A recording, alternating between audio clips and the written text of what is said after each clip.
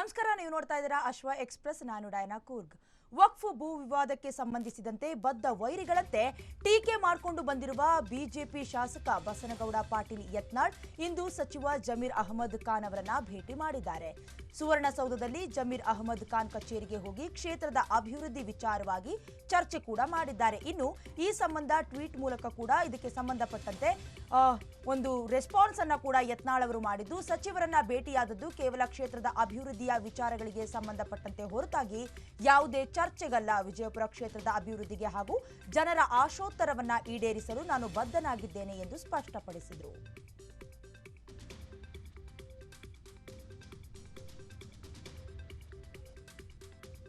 ವಕ್ಫ್ ಹಗರಣದ ಕುರಿತಾಗಿ ಬಿಜೆಪಿ ರಾಜ್ಯಾಧ್ಯಕ್ಷ ಬಿವೈ ವಿಜಯೇಂದ್ರ ವಿರುದ್ಧದ 150 ಕೋಟಿ ರೂಪಾಯಿ ಆಮಿಷ ಆರೋಪಕ್ಕೆ ಸಿಎಂ ಸಿದ್ದರಾಮಯ್ಯ ವಿರುದ್ಧ ವಿಜಯೇಂದ್ರ ತಿರುಗೇಟನ್ನ ನೀಡಿದ್ರು. ಬೆಳಗಾವಿಯಲ್ಲಿ ಮಾತನಾಡಿದ ವಿಜಯೇಂದ್ರ, ನಿನ್ನೆ ಸದನದಲ್ಲಿ ಸಿಎಂ ಸಿದ್ದರಾಮಯ್ಯಗೆ ಸವಾಲನ್ನ ಹಾಕಿದ್ದೇನೆ. ನನ್ನ ವಿಚಾರದಲ್ಲಿ ಮಾಣಿಪಾಡಿ ಹೇಳಿರೋದನ್ನ ಒಪ್ತೀರಿ, ಆದ್ರೆ ಮಾಣಿಪಾಡಿ ಅವರ ವರದಿಯನ್ನ ಒಪ್ಪೋದಿಲ್ಲ ಅಂದ್ರೆ ಹೇಗೆ? ಈ ಡಬಲ್ ಸ್ಟ್ಯಾಂಡರ್ಡ್ ಯಾಕೆ ಅಂತ ಸಿಎಂ ಸಿದ್ದರಾಮಯ್ಯ ಅವರನ್ನ ಪ್ರಶ್ನಿಸಿದ್ರು. ನನ್ನ ಮೇಲಿನ ಆರೋಪ ಮಾಣಿಪಾಡಿ ವರದಿ ಬಗ್ಗೆ ತನಿಖೆಯಾಗ್ಲಿ, ಎಲ್ಲದರ ಬಗ್ಗೆ ಕೂಡ ಸಿಬಿಐ ತನಿಖೆಯಾಗ್ಲಿ, ಯಾರು ಭ್ರಷ್ಟಾಚಾರದಲ್ಲಿ ಮುಳುಗಿದ್ದಾರೆ ಎಂಬುದು ಗೊತ್ತಾಗುತ್ತೆ. ಲೂಟಿ ಹೊಡೆದಿದ್ದು ಕಾಂಗ್ರೆಸ್ ಮುಖಂಡರು, ನಾವು ಸಹ ಸಿಬಿಐ ತನಿಖೆಗೆ ಆಗ್ರಹಿಸ್ತೀವಿ ಅಂತ ಸಿಎಂ ವಿರುದ್ಧ ಕಿಡಿಕಾರಿದ್ರು. ನನ್ನೇ ಮುಖ್ಯಮಂತ್ರಿಗಳಿಗೆ ಸದನದಲ್ಲೇ ಸವಾಲು ಹಾಕಿದ್ದೇನಲ್ಲ. ಆರೋಪಗಳು ಒಂದು ಕಡೆ, ಅನ್ವರ್ ಮಾನಪ್ಪಾಡಿ ಅವರು ನನ್ನ ಬಗ್ಗೆ ಏನು ಹೇಳಿದರೆ ಅದನ್ನ ಒಪ್ತೇವೆ, ಆದರೆ ಅನ್ವರ್ ಮಾನಪ್ಪಾಡಿ ವರದಿನ ಒಪ್ಪಲ್ಲ ಅಂತ ಹೆಂಗಾಗ್ತದೆ? ಡಬಲ್ ಸ್ಟ್ಯಾಂಡರ್ಡ್ಸ್ ಯಾಕೆ? ಹಾಗಾಗಿ ನನ್ನ ಮೇಲೆ ಇರ್ತಕ್ಕಂಥ ಆರೋಪ, ಅನ್ವರ್ ಮಾನಪ್ಪಾಡಿ ಅವರ ವರದಿ, ಯಾರ್ಯಾರು ಭ್ರಷ್ಟಾಚಾರದಲ್ಲಿ ಮುಳುಗಿದ್ದಾರೆ, ಲೂಟಿ ಹೊಡೆದಿರ್ತಕ್ಕಂಥವ್ರು ವಕ್ಫ್ನಲ್ಲಿ ಕಾಂಗ್ರೆಸ್ ಮುಖಂಡರು. ಹಾಗಾಗಿ ಸಮಗ್ರ ತನಿಖೆ ಆಗಬೇಕು ಸಿಬಿಐಯಿಂದ ಅಂತ ಹೇಳಿ ನಾವು ಕೂಡ ಒತ್ತಾಯ ಮಾಡಿದ್ದೇವೆ.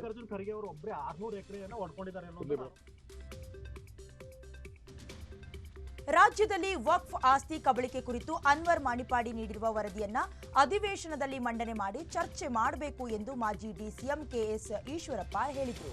ಈ ಬಗ್ಗೆ ಶಿವಮೊಗ್ಗದಲ್ಲಿ ಮಾತನಾಡಿದ ಈಶ್ವರಪ್ಪ, ವಕ್ಫ್ ಆಸ್ತಿ ಲೂಟಿ ಮಾಡಿದವರ ವಿರುದ್ಧ ಕಾನೂನು ಕ್ರಮವನ್ನ ಕೈಗೊಳ್ಳಬೇಕು. ವಕ್ಫ್ ಆಸ್ತಿಯನ್ನ ಕಾಂಗ್ರೆಸ್ ನಾಯಕರು ಮತ್ತು ಬಿಜೆಪಿ ನಾಯಕರು ಸ್ವಂತಕ್ಕೆ ಬಳಸಿಕೊಂಡಿದ್ದಾರೆ. ವಕ್ಫ್ ಆಸ್ತಿ ಒತ್ತುವರಿ ಮಾಡಿಕೊಂಡವರ ಮೇಲೆ ಇಲ್ಲಿವರೆಗೂ ಕೂಡ ಕ್ರಮ ಕೈಗೊಂಡಿಲ್ಲ. ಈ ವಿಚಾರದಲ್ಲಿ ಕಾಂಗ್ರೆಸ್ ಸರ್ಕಾರ ಘನಘೋರ ಅಪರಾಧವನ್ನ ಮಾಡ್ತಾ ಇದೆ. ವಕ್ಫ್ ಆಸ್ತಿ ಕಬಳಿಕೆ ವರದಿಯನ್ನ ಬಹಿರಂಗಪಡಿಸದಂತೆ ಅನ್ವರ್ ಮಣಿಪಾಡಿಗೆ ಬಿವೈ ವಿಜಯೇಂದ್ರ 150 ಕೋಟಿ ರೂಪಾಯಿ ಹಣದ ಆಫರ್ ಅನ್ನ ನೀಡಿದ್ದಾರೆ ಎಂದು ಸಿದ್ದರಾಮಯ್ಯ ಆರೋಪಿಸಿ ತನಿಖೆಗೆ ಸಿಬಿಐ ವಹಿಸುವಂತೆ ಕೇಂದ್ರ ಸರ್ಕಾರಕ್ಕೆ ಪತ್ರವನ್ನ ಕೂಡ ಬರೆದಿದ್ದಾರೆ. ಅವರಿಗೆ ಸಿಬಿಐ ಮೇಲೆ ಮೋಹ ಬಂದಿರೋದು ಸಂತೋಷದ ಸಂಗತಿ. ಸಿಬಿಐಗೆ ವಹಿಸುವ ಅಧಿಕಾರ ರಾಜ್ಯ ಸರ್ಕಾರಕ್ಕೆ ಇದೆ. ಮೊದಲು ಸರ್ಕಾರ ತನ್ನ ಕೆಲಸವನ್ನ ಮಾಡಲಿ ಅಂತ ಹೇಳಿದರು. ಅನ್ವರ್ ಮಾನಪ್ಪಾಡಿಯವರ ವರದಿ ಇದು ವಕ್ತಾಸ್ತಿನೇ. ಇದು ವಕ್ತಾಸ್ತಿಯನ್ನು ಅನೇಕರು ಇದನ್ನು ರಾಜಕಾರಣಿಗಳು, ಪ್ರಮುಖರು ಸ್ವಂತಕ್ಕೆ ಬಳಸ್ಕೊಂಡ್ಬಿಟ್ಟಿದ್ದಾರೆ. ಅದರಲ್ಲಿ ಇವತ್ತು ತಾನೇ ಅನ್ವರ್ ಮಾನಪ್ಪಾಡಿ ಅವರು ಹೇಳಿದ್ದು ಬೆಳಿಗ್ಗೆ ಟಿ ವಿಯಲ್ಲಿ ನೋಡ್ಕೊಂಡ್ಬಂದೆ ನಾನು. ಇದರಲ್ಲಿ ಅತಿ ಹೆಚ್ಚು ಕಾಂಗ್ರೆಸ್ನವರಿದ್ದಾರೆ, ಭಾರತೀಯ ಜನತಾ ಪಾರ್ಟಿಯವರು ಇದ್ದಾರೆ ಅನ್ನೋಂಥ ಅಂಶವನ್ನು ಹೇಳಿದ್ದಾರೆ. ಅನ್ವರ್ ಮಾನಪ್ಪಾಡಿಯವರ ವರದಿ ಇದು ವಕ್ತಾಸ್ತಿನೇ. ಇದು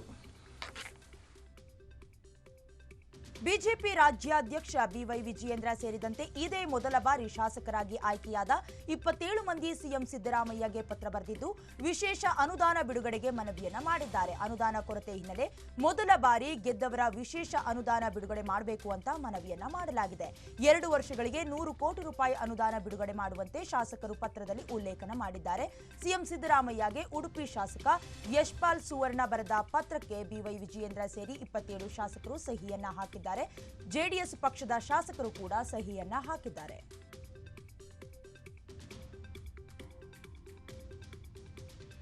ಬೆಳಗಾವಿ ಅಧಿವೇಶನದ ವೇಳೆ ಪಂಚಮಸಾಲಿ ಹೋರಾಟಗಾರರ ಮೇಲೆ ಪೊಲೀಸರು ಲಾಠಿ ಚಾರ್ಜ್ ಅನ್ನು ಖಂಡಿಸಿ ಬೆಳಗಾವಿ ನಗರದ ಅಂಬೇಡ್ಕರ್ ಉದ್ಯಾನವನದಲ್ಲಿ ಬಸವಜಯ ಮೃತ್ಯುಂಜಯ ಸ್ವಾಮೀಜಿ ನೇತೃತ್ವದಲ್ಲಿ ಪ್ರತಿಭಟನೆಯನ್ನ ನಡೆಸಲಾಯಿತು.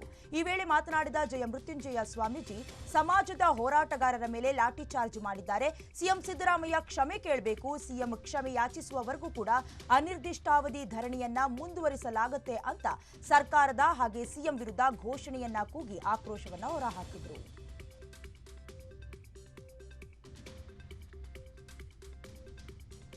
ಬೆಳಗಾವಿಯಲ್ಲಿ ಇಂದು ಸಹ ಅಂಬೇಡ್ಕರ್ ಉದ್ಯಾನವನದಲ್ಲಿ ಪಂಚಮಸಾಲಿ ಹೋರಾಟಗಾರರ ಪ್ರತಿಭಟನೆ ಮುಂದುವರಿತು. ಪ್ರತಿಭಟನೆಯ ವೇಳೆ ಪಂಚಮಸಾಲಿ ಹೋರಾಟಗಾರರ ಮೇಲೆ ನಡೆಸಿದ ಲಾಠಿ ಚಾರ್ಜ್ ವೇಳೆಯ ಫೋಟೋಗಳ ಬ್ಯಾನರ್ಸ್, ಪಂಚಮಸಾಲಿ ಗಾಯಗೊಂಡಿದ್ದ ಫೋಟೋಗಳು, ಬ್ಯಾನರ್ಗಳು ಕೂಡ ಹಿಡ್ಕೊಂಡು ಪ್ರತಿಭಟನೆಯನ್ನ ಮುಂದುವರಿಸಿದರು.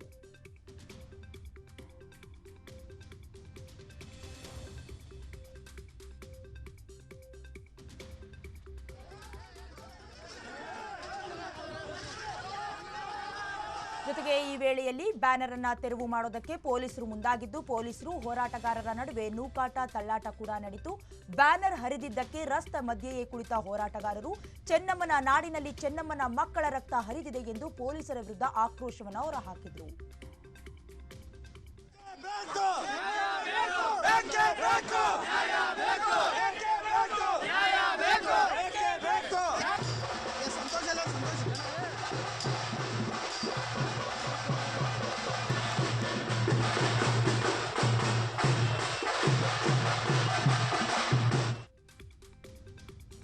ರಾಜ್ಯದ ರೈತರಿಗೆ ಹಾಲಿನ ಪ್ರೋತ್ಸಾಹಧನ ಬಾಕಿ ಉಳಿಸಿಕೊಂಡಿರುವ ಕಾಂಗ್ರೆಸ್ ಸರ್ಕಾರದ ವಿರುದ್ಧ ಬಿಜೆಪಿ ರಾಜ್ಯಾಧ್ಯಕ್ಷ ಬಿವೈ ವಿಜಯೇಂದ್ರ ವಾಗ್ದಾಳಿ ನಡೆಸಿದರು.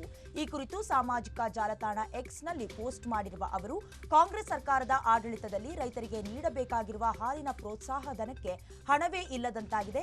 ಇತ್ತ ಬಡವರಿಗೂ ಉಪಕಾರಿಯಾಗಲಿಲ್ಲ. ಹೈನುಗಾರಿಕೆ ಹಾಗೂ ಪಶುಸಂಗೋಪನೆ ಅವಲಂಬಿಸಿರುವ ರೈತರ ಬದುಕನ್ನ ಹಸನಾಗಿಸಿಲ್ಲ ಎಂದು ಕಿಡಿಕಾರಿದ್ದಾರೆ. ಈವರೆಗೂ ರಾಜ್ಯದ ರೈತರಿಗೆ ಸುಮಾರು 606.69 ಕೋಟಿಗೂ ಹೆಚ್ಚು ಹಾಲಿನ ಪ್ರೋತ್ಸಾಹಧನ ನೀಡಿದೆ. ಸರ್ಕಾರ ಬಾಕಿ ಉಳಿಸಿಕೊಂಡಿದೆ. ಇದಕ್ಕೆ ಹಣಕಾಸಿನ ಕೊರತೆಯೇ ನೇರ ಕಾರಣ ಎಂದು ಸ್ವತಃ ಪಶುಸಂಗೋಪನಾ ಸಚಿವರೇ ಸದನದಲ್ಲಿ ತಿಳಿಸಿದ್ದಾರೆ.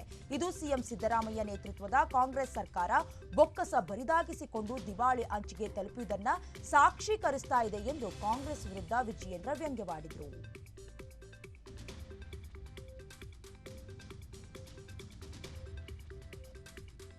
ಮೈಸೂರು ಮುಡಾ ಹಗರಣದ ಪ್ರಮುಖ ದೂರುದಾರರಾಗಿರುವ ಸ್ನೇಹಮಯಿ ಕೃಷ್ಣ ಕಳೆದ 3 ದಿನಗಳಿಂದ ನಾಪತ್ತೆಯಾಗಿದ್ದಾರೆ ಎಂದು ತಿಳಿದು ಬಂದಿದೆ. ಚಾಮುಂಡಿ ಬೆಟ್ಟ ಅಭಿವೃದ್ಧಿ ಪ್ರಾಧಿಕಾರದ ಕಾರ್ಯದರ್ಶಿ ರೂಪಾ ವಿರುದ್ಧ ಕೆಲವೇ ದಿನಗಳ ಹಿಂದೆ ಸೀರೆ ಕಳ್ಳತನದ ಆರೋಪವನ್ನ ಮಾಡಿದ್ರು. ಇದರ ಬೆನ್ನಲ್ಲೇ ಕೃಷ್ಣ ವಿರುದ್ಧ ಕರ್ತವ್ಯಕ್ಕೆ ಅಡ್ಡಿಪಡಿಸಿದ ಆರೋಪದಲ್ಲಿ ರೂಪಾ ಕೂಡ ಎಫ್ಐಆರ್ ದಾಖಲಿಸಿದ್ದು, ಕೃಷ್ಣರಾಜ ಪೊಲೀಸ್ ಠಾಣೆಯಲ್ಲಿ ಎಫ್ಐಆರ್ ದಾಖಲಾಗ್ತಾ ಇದ್ದಂತೆ ಫೋನ್ ಸ್ವಿಚ್ ಆಫ್ ಮಾಡಿ ಸ್ನೇಹಮಯಿ ಕೃಷ್ಣ ನಾಪತ್ತೆಯಾಗಿದ್ದಾರೆ. ಇದೀಗ ಪೊಲೀಸರು ಸ್ನೇಹಮಯಿ ಕೃಷ್ಣರಿಗಾಗಿ ಹುಡುಕಾಟ ಆರಂಭಿಸಿದ್ದಾರೆ. ಇನ್ನು ಬಂಧನದ ಭೀತಿಯಿಂದ ಕೃಷ್ಣ ನಾಪತ್ತೆಯಾಗಿದ್ದಾರೆ ಎಂಬ ಅನುಮಾನ ಕೂಡ ವ್ಯಕ್ತವಾಗ್ತಾ ಇದೆ. ಬಳ್ಳಾರಿ ಜಿಲ್ಲಾಸ್ಪತ್ರೆಯಲ್ಲಿ 5 ಬಾಣಂತಿಯರು ಮೃತಪಟ್ಟಿರುವ ವಿಚಾರ ರಾಜ್ಯದಲ್ಲಿ ಸಾಕಷ್ಟು ಚರ್ಚೆಯಾಗ್ತಾ ಇದೆ. ಬಾಣಂತಿಯರ ಸಾವಿನ ವಿಚಾರವಾಗಿ ಆರೋಗ್ಯ ಸಚಿವ ದಿನೇಶ್ ಗುಂಡೂರಾವ್ ಪರಿಷತ್ನಲ್ಲಿ ಉತ್ತರ ನೀಡಿದ್ದು, ನವೆಂಬರ್ 9, 10 ಮತ್ತು 11 3 ದಿನಗಳಲ್ಲಿ 34 ಸಿಸೇರಿಯನ್ ಶಸ್ತ್ರಚಿಕಿತ್ಸೆಗಳಾಗಿದೆ. ಶಸ್ತ್ರಚಿಕಿತ್ಸೆಯ ಬಳಿಕ 7 ಮಂದಿ ಬಾಣಂತಿಯರಿಗೆ ತೊಂದರೆಗಳಾಗಿದ್ದು, ಇದರಲ್ಲಿ 5 ಮೃತಪಟ್ಟಿದ್ದಾರೆ. ಘಟನೆ ವರದಿಯಾದ ಕೂಡಲೇ ನುರಿತ ವೈದ್ಯರ ತಂಡವನ್ನ ರಚನೆ ಮಾಡಿ ತನಿಖೆಯನ್ನ ಕೂಡ ನಡೆಸಲಾಯಿತು. ಐವಿ ರಿಂಗ್ ಲ್ಯಾಕ್ಟೆಕ್ ದ್ರಾವಣದ 1 ಬ್ಯಾಚ್ ಅನ್ನ ನವೆಂಬರ್ 9ರಂದು ಬಳಸಲಾಗಿದೆ. ಇದರಿಂದ ತೊಂದರೆಯಾಗಿರಬಹುದು ಎಂದು ವೈದ್ಯರ ತಂಡ ಹೆಚ್ಚು ಸಂಶಯವನ್ನ ವ್ಯಕ್ತಪಡಿಸಿದರು ಎಂದು ತಿಳಿಸಿದರು. ಐವಿ ರಿಂಗರ್ ಲ್ಯಾಕ್ಟೆಕ್ ದ್ರಾವಣದ ಬಗ್ಗೆ 10 ತಿಂಗಳ ಹಿಂದೆಯೇ ಅನುಮಾನ ವ್ಯಕ್ತವಾಗಿತ್ತು. ಮಾರ್ಚ್ನಿಂದ ಆಗಸ್ಟ್ನವರೆಗೂ ಈ ದ್ರಾವಣವನ್ನ ಬಳಸೋದಕ್ಕೆ ಅನುಮತಿ ನೀಡಿರಲಿಲ್ಲ. 22 ಐವಿ ರಿಂಗರ್ ಲ್ಯಾಕ್ಟೆಕ್ ದ್ರಾವಣದ ಬ್ಯಾಚ್ಗಳನ್ನು ಬಳಸದಂತೆ ಸೂಚನೆ ಕೂಡ ನೀಡಿದವು. ಎಲ್ಲಾ ಕಡೆ ಐವಿ ರಿಂಗರ್ ಲ್ಯಾಕ್ಟೆಕ್ ದ್ರಾವಣದ ಬಳಕೆಯನ್ನ ಹಿಂಪಡೆದಿದ್ದೇವೆ ಎಂದು ಗುಂಡೂರಾವ್ ಉತ್ತರ ನೀಡಿದರು. ಸುಮಾರು ಅಲ್ಲಿವರೆಗೂ ಆ ಆಸ್ಪತ್ರೆಯಲ್ಲಿ 2,000ಕ್ಕಿಂತ ಹೆಚ್ಚು ಹೆರಿಗೆಗಳಾಗಿತ್ತು. ಒಂದು ಕೂಡ ಅಲ್ಲಿ ಯಾರೂ ಕೂಡ ಸಾವನ್ನಪ್ಪಿರಲಿಲ್ಲ. ಆದರೆ ದಿಢೀರಾಗಿ ಈ 3 ದಿವಸದಲ್ಲಿ ಏನು ಬಾಣಂತಿಯರು ತೀರ್ಕೊಳ್ಳುವಂಥದ್ದು ಆಯಿತು, ಅದನ್ನು ನಮ್ಮ ಗಮನಕ್ಕೆ ಬಂದು ಮೊದಲು 2 ತೀರ್ಕೊಂಡಿದ್ರು ಅಂತ ಬಂತು, 3 ತೀರ್ಕೊಂಡಲ್ಲಿ ಬಂತು. ತಕ್ಷಣ ನಾವು ಒಂದು ಟೀಮನ್ನು ಕಳಿಸ್ತು. ಅವರು ತಜ್ಞ ವೈದ್ಯರು 14ನೇ ತಾರೀಕಿಗೆ ಹೋದರು. 14ನೇ ತಾರೀಕು ಹೋಗಿ 16ನೇ ತಾರೀಕು ನಮಗೆ ವರದಿಯನ್ನು ಕೊಟ್ಟರು. ಆ ವರದಿ ಆಧಾರದ ಮೇಲೆ ಏನು ಹೇಳಿದ್ರು ಅಂತ ಹೇಳಿದ್ರೆ ಅಲ್ಲಿಯ ವೈದ್ಯರು ಅವರು ಯಾವುದೇ ರೀತಿಯ ಒಂದು ನಿರ್ಲಕ್ಷ್ಯತೆ ಅಥವಾ ಯಾವುದೇ ಕರ್ತವ್ಯ ಲೋಪವನ್ನು ಎಸಗಿಲ್ಲ ಅಂತ ಹೇಳಿ ಅವರ ಒಂದು ವರದಿಯಲ್ಲಿ ಅವರೆಲ್ಲ ಪ್ರೋಟೋಕಾಲ್ಸು ಪ್ರೊಸೀಜರ್ಸು ಎಲ್ಲವನ್ನು ಕೂಡ ಅನುಸರಿಸಿ ಅವ್ರು ಮಾಡಿ. ರಾಜ್ಯದಲ್ಲಿ ಬಾಣಂತಿಯರ ಸಾವು ಪ್ರಕರಣ ತೀವ್ರ ಸ್ವರೂಪವನ್ನ ಪಡ್ಕೊಳ್ತಾ ಇದೆ. ರಾಯಚೂರು, ಬಳ್ಳಾರಿ ಸೇರಿದಂತೆ ವಿವಿಧ ಜಿಲ್ಲೆಗಳಲ್ಲಿ ಹೆಚ್ಚಾಗಿ ಬಾಣಂತಿಯರ ಸಾವು ಪ್ರಕರಣ ಬೆಳಕಿಗೆ ಬಂದಿದ್ದು, ಈ ಕುರಿತು ಬೆಳಗಾವಿ ಅಧಿವೇಶನದಲ್ಲೂ ಈ ಪ್ರಕರಣ ಪ್ರತಿಧ್ವನಿಸುತ್ತಿರುವ ಹೊತ್ತಲ್ಲೇ ಕಲಬುರಗಿಯಲ್ಲಿ ಮತ್ತೋರ್ವ ಬಾಣಂತಿ ಸಾವಾಗಿದೆ. ಕಲಬುರಗಿಯ ಆಳಂದ ತಾಲೂಕಿನ ಮಟಕಿ ಗ್ರಾಮದ ನಿವಾಸಿ ಭಾಗ್ಯಶ್ರೀ ಮಗುವಿಗೆ ಜನ್ಮವನ್ನ ನೀಡಿ ಬಳಿಕ ಕೊನೆ ಉಸಿರೆಳೆದಿದ್ದಾರೆ. ಭಾಗ್ಯಶ್ರೀ ಹೆರಿಗೆಗಾಗಿ ನಿನ್ನೆ ಮಧ್ಯಾಹ್ನ ಅಫ್ಜಲಪುರ ಸರ್ಕಾರಿ ಆಸ್ಪತ್ರೆಗೆ ದಾಖಲಾಗಿದ್ರು. ಇಂದು ಬೆಳಗ್ಗೆ 8 ಗಂಟೆಗೆ ಗಂಡು ಮಗುವಿಗೆ ಜನ್ಮವನ್ನ ಕೂಡ ನೀಡಿದ್ರು. ನಂತರ ಆರೋಗ್ಯದಲ್ಲಿ ಏರುಪೇರಾಗಿದೆ. ಹೆರಿಗೆ ನಂತರ ರಕ್ತದೊತ್ತಡ ಕಡಿಮೆ ಇದೆ ಎಂದು ಅಫ್ಜಲಪುರ ಸರ್ಕಾರಿ ಆಸ್ಪತ್ರೆಯ ವೈದ್ಯರು ಜಿಮ್ಸ್ಗೆ ರವಾನಿಸಿದ್ರು. ಆದರೆ ಚಿಕಿತ್ಸೆ ಫಲಕಾರಿಯಾಗದೆ ಭಾಗ್ಯಶ್ರೀ ಗುಲ್ಬರ್ಗಾ ವೈದ್ಯಕೀಯ ಕಾಲೇಜು ಆಸ್ಪತ್ರೆಯಲ್ಲಿ ಮೃತಪಟ್ಟಿದ್ದಾರೆ. ಇದರಿಂದ ಕುಟುಂಬಸ್ಥರು ಆಕ್ರೋಶಗೊಂಡಿದ್ದು, ವೈದ್ಯರ ನಿರ್ಲಕ್ಷ್ಯದಿಂದ ಈ ಸಾವಾಗಿದೆ ಎಂದು ಆರೋಪಿಸ್ತಾ ಇದ್ದಾರೆ. ಮಾಗಡಿ ಶಾಸಕ ಎಚ್.ಸಿ. ಬಾಲಕೃಷ್ಣ ವಿರುದ್ಧ 1600 ಕೋಟಿ ರೂಪಾಯಿ ಮೌಲ್ಯದ ಸರ್ಕಾರಿ ಜಾಗ ಕಬಳಿಕೆ ಆರೋಪ ಕೇಳಿಬರ್ತಾ ಇದೆ. ಈ ಸಂಬಂಧ ಎನ್ಆರ್ ರಮೇಶ್ ಲೋಕಾಯುಕ್ತಕ್ಕೆ ದೂರು ನೀಡಿದ್ದು, ಕಂದಾಯ ಇಲಾಖೆ ಹಿರಿಯ ಅಧಿಕಾರಿಗಳು ಇದರ ಜೊತೆಗೆ ಶಾಮೀಲಾಗಿದ್ದಾರೆ ಎಂದು ಆರೋಪವನ್ನ ಮಾಡ್ತಾ ಇದ್ದಾರೆ. ಕೆಂಗೇರಿಯ ಸರ್ವೆ ನಂಬರ್ 69ರಲ್ಲಿ ಇರುವ 183 ಎಕರೆ ಜಾಗದ ಕುರಿತು ವಿವಾದಗಳು ಎದ್ದಿದ್ದು, 1973ರಲ್ಲಿ 25 ಜನ ಜಾಮೀನು ರಹಿತ ಈ ಜಾಗವನ್ನ ಹಂಚಿಕೆಯಾಗಿತ್ತು. ಇದರಲ್ಲಿ ಎಸ್ಸಿ ಎಸ್ಟಿ ಸಮುದಾಯದವರಿಗೆ ಪ್ರತಿ ವ್ಯಕ್ತಿಗೂ 1.20 ಎಕರೆ ಹಂಚಿಕೆಯಾಗಿತ್ತು. ಉತ್ತರಹಳ್ಳಿ ಹಾಗೆ ಕೆಂಗೇರಿ ನಡುಭಾಗದಲ್ಲಿ ಇರುವ ಈ ಜಾಗದಲ್ಲಿ ಹಲವು ಫಲಾನುಭವಿಗಳು ನಿಧನರಾದ್ರು. ಇತ್ತ ಸರ್ಕಾರದ ಅನುಮತಿ ಕೂಡ ಇಲ್ಲದೆ ಈ ಜಾಗವನ್ನ ಮಾರಾಟ ಮಾಡಿರುವ ಬಗ್ಗೆ ಹಲವು ಆರೋಪಗಳು ಕೂಡ ಕೇಳಿಬರ್ತಾ ಇದೆ. ಅಮೂಲ್ಯವಾದಂಥ ಸ್ವತ್ತು ಕೆಂಗೇರಿ ಬಳಿ ಇರ್ತಕ್ಕಂಥ Balagangadhara Swamiji BGS medical college BGS ಆಸ್ಪತ್ರೆ ಏನಿದೆ ಅದಕ್ಕೆ ಸೇರ್ಕೊಂಡಾಗಿರ್ತಕ್ಕಂಥ ಈ ಜಾಗ ಇವತ್ತು ಪ್ರತಿ ಎಕರೆಗೆ 16 ಕೋಟಿ ರೂಪಾಯಿಗಳಷ್ಟು ಬೆಲೆ ಬಾಳುವಂಥ ಈ ಸಂದರ್ಭದಲ್ಲಿ ಇದರ ಮೇಲೆ ಕಣ್ಣು ಬಿಟ್ಟಂಥ ಮಾಗಡಿ ಕ್ಷೇತ್ರದ ಶಾಸಕ ಬಾಲಕೃಷ್ಣ ಅವರು ತಮ್ಮ ಬೇನಾಮ್ KN ಸುರೇಂದ್ರ ಅಂತ ಹೇಳಿ ವಿಜಯನಗರದ ಸರ್ವಿಸ್ ರಸ್ತೆಯಲ್ಲಿ KNS ಬಿಲ್ಡರ್ಸ್ ಅಂತ KNS ರೆಸಿಡೆನ್ಸಿ ಅಂತ ಕಚೇರಿ ನಿಂತ್ಕೊಂಡಿರ್ತಕ್ಕಂಥ ಅವರ ಹೆಸರಿನಲ್ಲಿ ಇದು ನಕಲಿ ದಾಖಲೆಗಳನ್ನು ಸೃಷ್ಟಿ ಮಾಡಿ ದೊಡ್ಡ ಮಟ್ಟಕ್ಕೆ ಭ್ರಷ್ಟಾಚಾರ ಮಾಡಿ ಆ ಕಂದಾಯ ಇಲಾಖೆಯಲ್ಲಿರ್ತಕ್ಕಂಥ land revenue land records department ಭೂ ದಾಖಲೆಗಳ ಇಲಾಖೆಯ DDL deputy director land records ಮತ್ತು ಚಿತ್ರದುರ್ಗದ ರೇಣುಕಾಸ್ವಾಮಿ ಕೊಲೆ ಪ್ರಕರಣದಲ್ಲಿ ಜಾಮೀನು ಪಡೆದು ನಿರಾಳರಾಗಿರುವ ಆರೋಪಿಗಳಿಗೆ ಮತ್ತೆ ಶಾಕ್ ನೀಡೋದಕ್ಕೆ ಪೊಲೀಸರು ರೆಡಿಯಾಗಿದ್ದಾರೆ. ನಟ ದರ್ಶನ್ ಗೆಳತಿ ಪವಿತ್ರ ಗೌಡ ಮತ್ತು ಇತರ ಆರೋಪಿಗಳಿಗೆ ಹೈಕೋರ್ಟ್ ನೀಡಿರುವ ಜಾಮೀನನ್ನ ಪ್ರಶ್ನಿಸಿ ಸುಪ್ರೀಂ ಕೋರ್ಟ್ನಲ್ಲಿ ಮೇಲ್ಮನವಿ ಸಲ್ಲಿಸೋದಕ್ಕೆ ಪೊಲೀಸರು ಸಿದ್ಧತೆಗಳನ್ನ ಮಾಡಿಕೊಳ್ತಾ ಇದ್ದಾರೆ. ಈ ಬಗ್ಗೆ Bengaluru police commissioner B Dayanand ಮಾತನಾಡಿ, ಆರೋಪಿಗಳಿಗೆ ಹೈಕೋರ್ಟ್ ಜಾಮೀನು ನೀಡಿರೋದನ್ನ ಪ್ರಶ್ನೆ ಮಾಡಿ ಸುಪ್ರೀಂ ಕೋರ್ಟ್ಗೆ ಮೇಲ್ಮನವಿ ಸಲ್ಲಿಸೋದಕ್ಕೆ ರಾಜ್ಯ ಸರ್ಕಾರಕ್ಕೆ ಪ್ರಸ್ತಾವನೆಯನ್ನ ಸಲ್ಲಿಸಲಾಗುತ್ತೆ ಅಂತ ತಿಳಿಸಿದರು. ಸ್ವಾಮಿ ಕೊಲೆ ಪ್ರಕರಣಕ್ಕೆ ಸಂಬಂಧಪಟ್ಟ ಹಾಗೆ ಏನು ಈಗ ಜಾಮೀನು ದೊರೆತಿದೆ, ಅದಕ್ಕೆ ಸಂಬಂಧಪಟ್ಟ ಹಾಗೆ ಸುಪ್ರೀಂ ಕೋರ್ಟ್ನಲ್ಲಿ ಅಪೀಲ್ ಮಾಡಲಿಕ್ಕೆ ಪ್ರಯತ್ನಗಳನ್ನು ಮಾಡಲಾಗ್ತದೆ. ಅದರ ಬಗ್ಗೆ ನಾವು ಪ್ರಸ್ತಾವನೆಯನ್ನು ಸರ್ಕಾರಕ್ಕೆ ಸಲ್ಲಿಸ್ತೇವೆ. ಸ್ವಾಮಿ ಕೊಲೆ ಪ್ರಕರಣಕ್ಕೆ ಸಂಬಂಧಪಟ್ಟ ಹಾಗೆ ಏನು ಈಗ ಜಾಮೀನು ದೊರೆತಿದೆ, ಅದಕ್ಕೆ ಸಂಬಂಧಪಟ್ಟ ಹಾಗೆ ಸುಪ್ರೀಂ ಕೋರ್ಟ್ನಲ್ಲಿ ಅಪೀಲ್ ಮಾಡಲಿಕ್ಕೆ ಪ್ರಯತ್ನಗಳನ್ನು ಮಾಡಲಾಗ್ತದೆ. ಅದರ ಬಗ್ಗೆ ನಾವು ಪ್ರಸ್ತಾವನೆಯನ್ನು. ಬೆಂಗಳೂರಿನಲ್ಲಿ ವಿದೇಶಿ ಮಹಿಳೆಯೊಬ್ಬರಿಂದ 24 ಕೋಟಿ ರೂಪಾಯಿಯ 12 ಕೆಜಿ ನಿಷೇಧಿತ MDMA ಕ್ರಿಸ್ಟಲ್ ಅನ್ನ ಕೇಂದ್ರ ಅಪರಾಧ ವಿಭಾಗದ ಮಾದಕ ದ್ರವ್ಯ ನಿಗ್ರಹ ದಳ ಜಪ್ತಿಯನ್ನ ಮಾಡಿಕೊಂಡಿದೆ. KR ಪುರಂ ಪೊಲೀಸ್ ಜಂಟಿ ಕಾರ್ಯಾಚರಣೆಯನ್ನ ನಡೆಸಿ ಡ್ರಗ್ಸ್ ಮಾರಾಟ ಮಾಡ್ತಾ ಇದ್ದ ನೈಜೀರಿಯಾ ಮೂಲದ 40 ವರ್ಷದ ಮಹಿಳೆಯನ್ನ ಬಂಧಿಸಿ 24 ಕೋಟಿ ಮೌಲ್ಯದ ಮಾದಕ ವಸ್ತುಗಳನ್ನು ಜಪ್ತಿ ಮಾಡಿದ್ದಾರೆ. ಬಂಧಿತ ವಿದೇಶಿ ಮಹಿಳೆಯಿಂದ 12 ಕೆಜಿ ನಿಷೇಧಿತ MDMA, 1 ಮೊಬೈಲ್, 70 ಏರ್ಟೆಲ್ ಸಿಮ್ ಕಾರ್ಡ್ಗಳನ್ನು ಜಪ್ತಿ ಮಾಡಿಕೊಳ್ಳಲಾಗಿದೆ.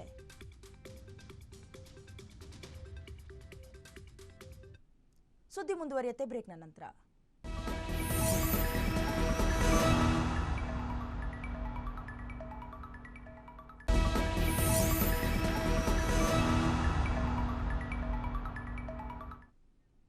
Welcome back. ಈಗಾಗಲೇ ಒಂದು ರಾಷ್ಟ್ರ ಒಂದು ಚುನಾವಣೆ ಮಸೂದೆಗೆ ಕೇಂದ್ರ ಸಚಿವ ಸಂಪುಟ ಅನುಮೋದನೆಯನ್ನ ನೀಡಿದೆ. ಇನ್ನು ಕೇಂದ್ರ ಕಾನೂನು ಸಚಿವ ಅರ್ಜುನ್ ಮೇಘವಾಲ್ ಲೋಕಸಭೆ ಅಧಿವೇಶನದಲ್ಲಿ ಒಂದು ರಾಷ್ಟ್ರ ಒಂದು ಚುನಾವಣೆ ಮಸೂದೆಯನ್ನ ಮಂಡಿಸಿದ್ರು. ಮಸೂದೆಗೆ ಕಾಂಗ್ರೆಸ್, ಟಿಎಂಸಿ, ಎಸ್ಪಿ ಸೇರಿದಂತೆ ಹಲವು ಪಕ್ಷಗಳು ವಿರೋಧವನ್ನ ವ್ಯಕ್ತಪಡಿಸಿದವು. ಈ ಮಸೂದೆ ತರುವ ಅಗತ್ಯ ಏನಿದೆ ಎಂದು ಎಸ್ಪಿ ಸಂಸದ ಧರ್ಮೇಂದ್ರ ಯಾದವ್ ಹೇಳಿದರು. ಇದೊಂದು ರೀತಿಯ ಸರ್ವಾಧಿಕಾರ ಹೇರುವ ಪ್ರಯತ್ನ ಅಂತ ಕೂಡ ಹೇಳಿಕೆಯನ್ನ ಕೊಟ್ಟರು.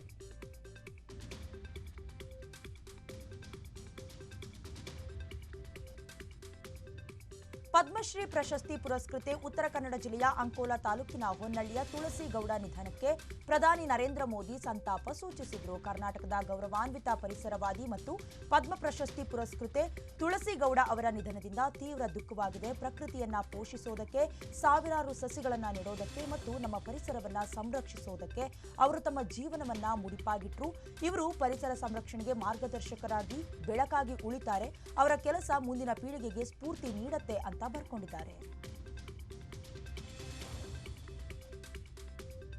ಕಾಂಗ್ರೆಸ್ ಸಂಸದೆ ಪ್ರಿಯಾಂಕಾ ಗಾಂಧಿ ನಿನ್ನೆಯಷ್ಟೇ ಪ್ಯಾಲೆಸ್ತೀನ್ ಎಂದು ಬರೆದಿರುವ ಬ್ಯಾಗ್ ಒಂದನ್ನು ಸಂಸತ್ತಿಗೆ ತೆಗೆದುಕೊಂಡು ಬಂದಿದ್ದರಿಂದ ದೊಡ್ಡ ವಿವಾದವೇ ಸೃಷ್ಟಿಯಾಗಿತ್ತು. ಆದರೆ ಇಂದು ಬಾಂಗ್ಲಾದೇಶದಲ್ಲಿರುವ ಹಿಂದೂ ಹಾಗೂ ಕ್ರಿಶ್ಚಿಯನ್ನರ ಪರವಾಗಿ ನಿಲ್ಲೋಣ ಎನ್ನುವ ಬರಹ ಇರುವ ಬ್ಯಾಗ್ ಅನ್ನು ಹಿಡಿದು ಬಂದಿದ್ರು.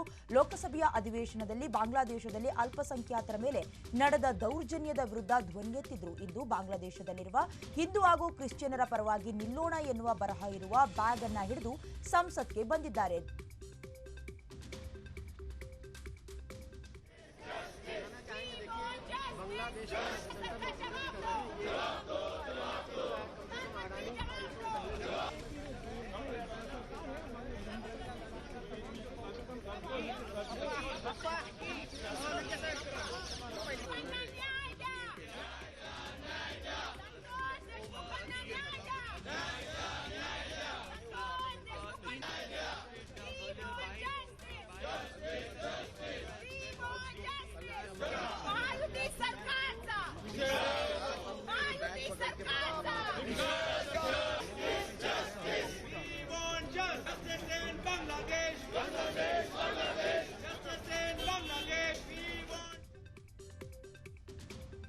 ಕಾಂಗ್ರೆಸ್ ಸಂಸದೆ ಪ್ರಿಯಾಂಕಾ ಗಾಂಧಿ ಸಂಸತ್ತಿಗೆ ಪ್ಯಾಲೆಸ್ತೀನ್ ಎಂದು ಬರೆದಿರುವ ಬ್ಯಾಗ್ ಹಿಡಿಕೊಂಡು ಹೋಗಿರುವುದು ಕೇವಲ ಭಾರತದಲ್ಲಿ ಮಾತ್ರವಲ್ಲ, ಪಾಕಿಸ್ತಾನದಲ್ಲೂ ಚರ್ಚೆಯನ್ನ ಹುಟ್ಟುಹಾಕಿದೆ.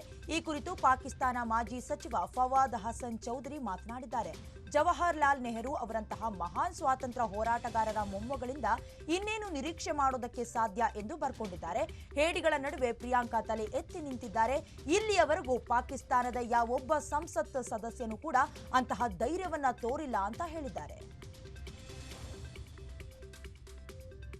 ಕೆನಡಾದ ಉಪ ಪ್ರಧಾನಮಂತ್ರಿ ಹಾಗೂ ಹಣಕಾಸು ಸಚಿವೆ ಕ್ರಿಸ್ಟಿಯಾ ಫ್ರೀಲ್ಯಾಂಡ್ ಕೆನಡಾದ ಪ್ರಧಾನಿ ಜಸ್ಟಿಸ್ ಟ್ರೂಡೋ ಅವರ ಸಂಪುಟಕ್ಕೆ ರಾಜೀನಾಮೆಯನ್ನ ನೀಡಿದ್ದಾರೆ. ಡೊನಾಲ್ಡ್ ಟ್ರಂಪ್ ಅವರ ಅಮೆರಿಕ ಮೊದಲು ಆರ್ಥಿಕತೆ, ರಾಷ್ಟ್ರೀಯತೆಯ ಆತಂಕದ ಕುರಿತು ಪ್ರಧಾನಮಂತ್ರಿ ಜಸ್ಟಿಸ್ ಟ್ರೂಡೋ ಅವರೊಂದಿಗೆ ಹೆಚ್ಚುತ್ತಿರುವ ಉದ್ವಿಗ್ನತೆಯ ಮಧ್ಯೆ ಕೆನಡಾದ ಉಪ ಪ್ರಧಾನಮಂತ್ರಿ ಮತ್ತು ಹಣಕಾಸು ಸಚಿವೆ ಇಂದು ರಾಜೀನಾಮೆಯನ್ನ ನೀಡಿದ್ದಾರೆ.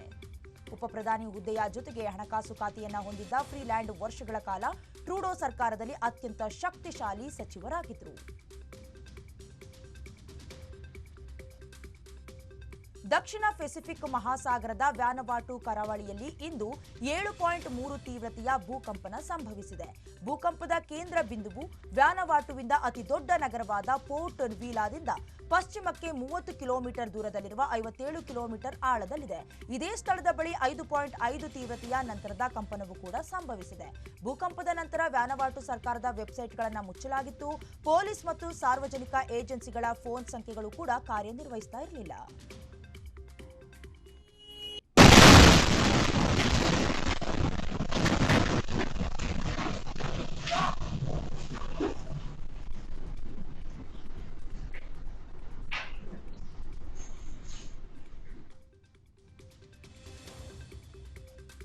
ಕಿರಿಯ ವಯಸ್ಸಿನಲ್ಲೇ ವಿಶ್ವ ಚೆಸ್ ಚಾಂಪಿಯನ್ ಹೆಗ್ಗಳಿಕೆಗೆ ಪಾತ್ರರಾದ ಡಿ ಗುಕೇಶ್ ಭಾರತಕ್ಕೆ ಮರಳಿದ್ದು ಚೆನ್ನೈ ವಿಮಾನ ನಿಲ್ದಾಣದಲ್ಲಿ ಭರ್ಜರಿ ಸ್ವಾಗತ ಸಿಕ್ಕಿದೆ. ಚೀನಾದ ಡಿಂಗ್ ಲಿರೆನ್ ಅವರನ್ನ ಸೋಲಿಸುವ ಮೂಲಕ ವಿಶ್ವದ ಕಿರಿಯ ಚೆಸ್ ಚಾಂಪಿಯನ್ ಎಂಬ ಇತಿಹಾಸವನ್ನ ನಿರ್ಮಿಸಿದ್ರು. ನಿನ್ನೆ ಚೆನ್ನೈ ವಿಮಾನ ನಿಲ್ದಾಣದಿಂದ ಹೊರಬರ್ತಾ ಇದ್ದಂತೆ ಅಭಿಮಾನಿಗಳು, ಸ್ನೇಹಿತರು ಸೇರಿದಂತೆ ಅಧಿಕಾರಿಗಳು ಅದ್ಧೂರಿಯಾಗಿ ಸ್ವಾಗತಿಸಿದ್ರು.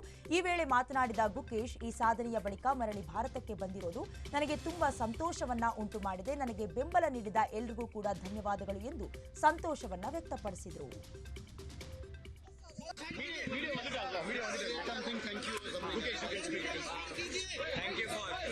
you for all the support. It means a lot to bring back the trophy to India, and thank you for this reception. I hope we can have a great time. ಸುದ್ದಿ ಮುಂದುವರಿಯುತ್ತೆ ಬ್ರೇಕ್ನ ನಂತರ.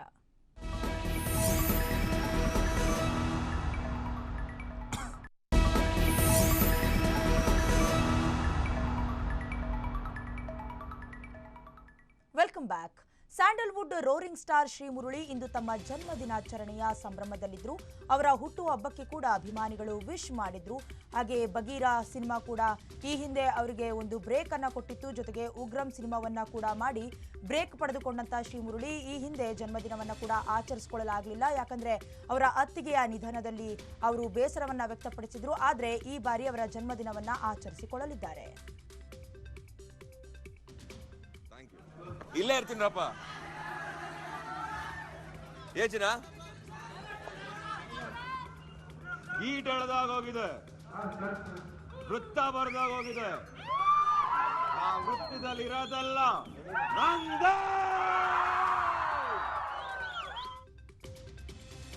ಬ್ರಿಸ್ಬೇನ್ನಲ್ಲಿ ನಡೆಯುತ್ತಿರುವ ಆಸ್ಟ್ರೇಲಿಯಾ ವಿರುದ್ಧದ 3ನೇ test ಪಂದ್ಯದ 4ನೇ ದಿನದಾಟಕ್ಕೆ ಅಂತ್ಯಕ್ಕೆ ಟೀಂ ಇಂಡಿಯಾ ಮೊದಲ ಇನ್ನಿಂಗ್ಸ್ನಲ್ಲಿ 9 ವಿಕೆಟ್ ಕಳ್ಕೊಂಡು 252 ರನ್ ಅನ್ನ ಗಳಿಸಿದೆ.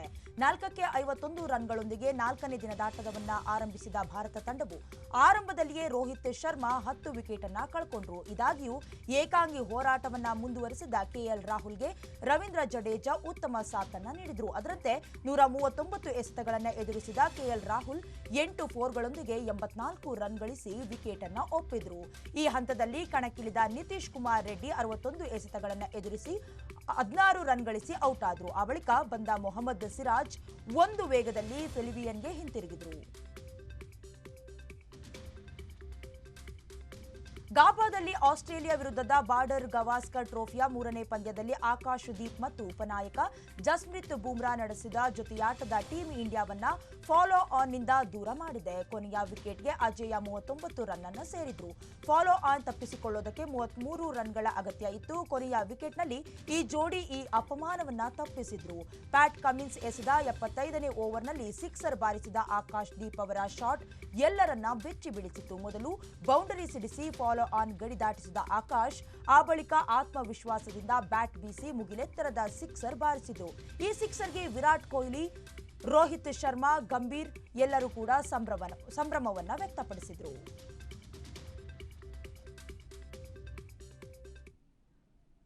ಇದಾಗಿತ್ತು ಅಶ್ವ ಎಕ್ಸ್ಪ್ರೆಸ್. ನೋಡ್ತಾ ಇರಿ ಅಶ್ವವೇಗ ನ್ಯೂಸ್. ಇದು ಸತ್ಯಾನ್ವೇಷಣೆಯ ಓಟದಲ್ಲಿ.